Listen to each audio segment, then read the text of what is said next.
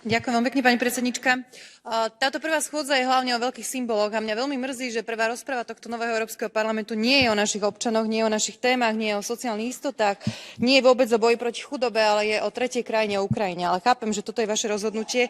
Takisto ma veľmi mrzí, že nebola prijatá rozprava o diskusii o Gaze, o situácii, ktorá sa tam deje. Neviem, v čom je táto vojna menej dôležitá, alebo v čom sú menej títo ľudia dôležití ako ľudia na Ukrajine.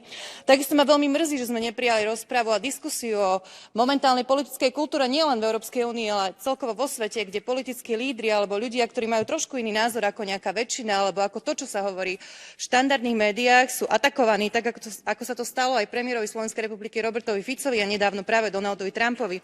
Takže veľmi ma mrzí, že tento parlament sa znova rozhodol hovoriť len o Ukrajine a stále o Ukrajine.